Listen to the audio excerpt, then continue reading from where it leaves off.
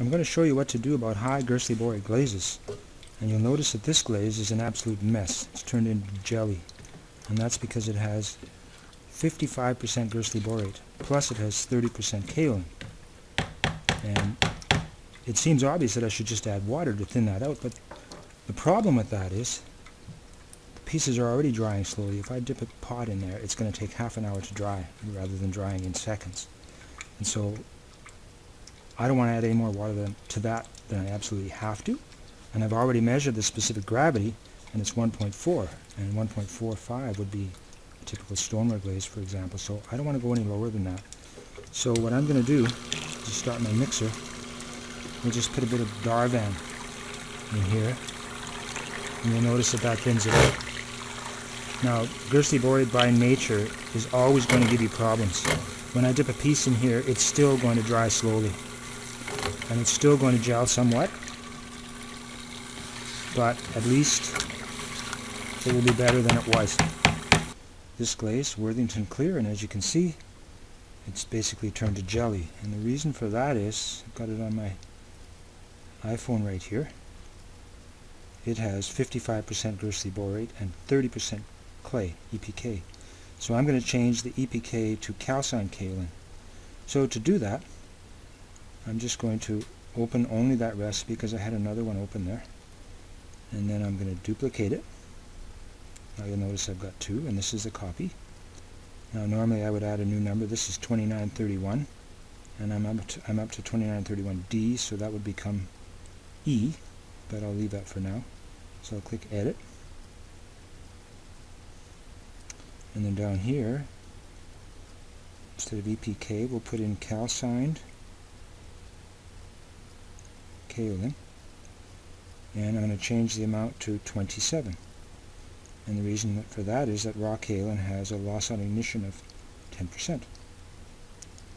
Then I'll save that. Now I want to make a mix ticket. I've got a bucket here, and that bucket should take about 700 grams. So we'll put in 700, and I'll click the batch button, and there's my batch ticket. And this is the original Worthington Clear with the raw kaolin, and this is the adjustment with the calcined kaolin. As you can see, that's turned back into a gel, although it will more easily liquefy. I've got a couple of buckets here of glaze that have basically turned to jelly because they're so high in Gerstley Borate. And so I'm going to make a test now substituting Ulexite for Gerstley Borate, and that's this one right here. Now the original is here, and I'll just show them to you side by side. The chemistry of the two is the same, but I don't know what that is over there. It's another one. But the recipes are different. Now the recipe of the new one is more complicated, but it's not going to gel because it's using Ulexite instead of Gerstley Borate. So to make a mixed ticket of that, I think my bucket will hold about 900 grams, and so I just put 900, where it says total here, and then I'll click batch, and there's my mixed ticket. Okay, I've got the Ulexite version of the Worthington Clear here. Mixed it up. I used less water than the others, and it's fluid. And I've checked the specific gravity. It's 1.4, so that's a little bit lower than what I'd like it. I've already dipped a sample here, and it dried immediately, unlike the Gerstley Borate version. And it's interesting, if we look at this sample here, that's the Gerstley Borate one. Notice how it's cracking. And so that's going to crawl. Now I'm anticipating that this one, and that's because of the high water content probably. So I probably should have used a little bit less water in here, but I think it'll work. So I'm just going to add a little bit of vinegar to gel it a little bit more, and then we'll try dipping a sample.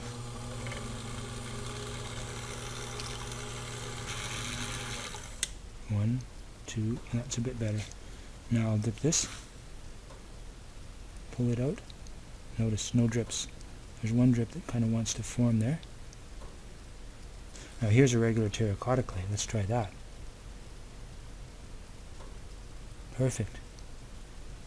Look how that goes on.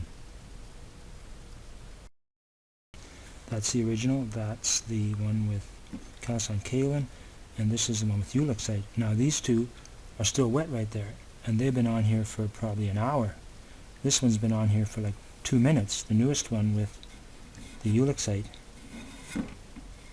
and it's already stiff enough almost to be able to roll. So there's an unbelievable difference in the way in which these glazes hold on to water. Now I'm on my computer here, and I've just created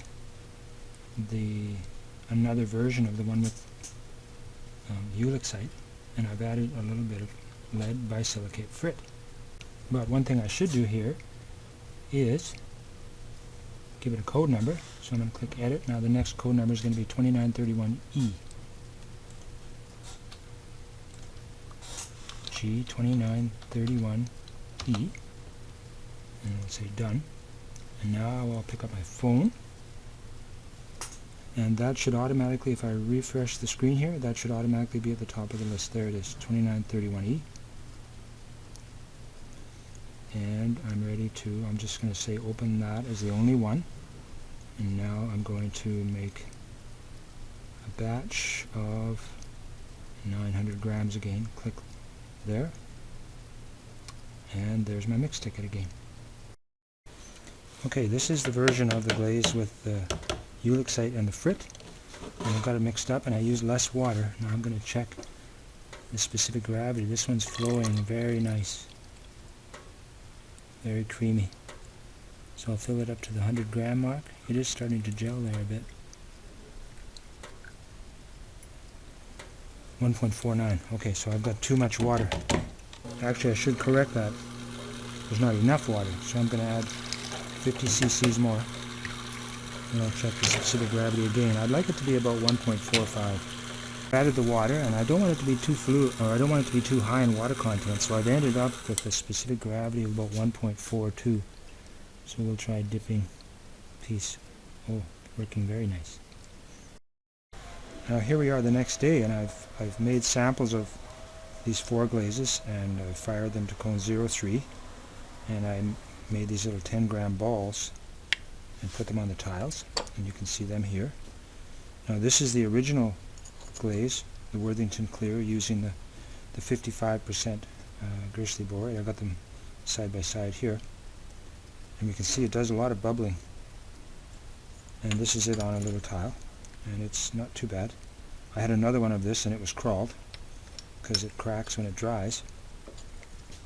And this second one here is where I substituted a mixture of wollastonite, Ulexite, and feldspar to make the equivalent chemistry of Gerstley borate. And so we can see that there's probably about the same amount of bubbles, but there's more smaller bubbles in this one. And the melting looks about the same. This one here, I substituted calcined kaolin for the raw kaolin in the original. So this still has the Gerstley borate. If we look in the buckets here, these 2 glazes, that's basically a gel. I could probably turn that bucket upside down. I don't know how on earth I would use that. And then with the calcined kaolin, that's even worse. But it's interesting. This one has many the bucket or the bubbles are bigger. It doesn't have all the very small bubbles or clouds of small bubbles that this one has. The fired or the little glaze sample here looks very close. This one is the most interesting. So this one is this one with the Ulexite, but I've added 10% lead bisilicate frit. Now if we put that over here, they're basically identical.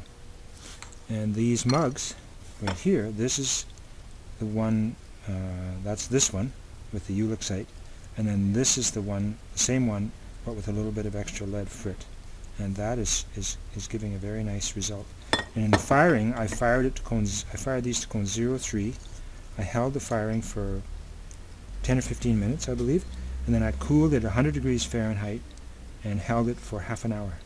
And that, if you don't do that, you'll often get a lot of pinholes and blisters, but that seems to level out the glaze.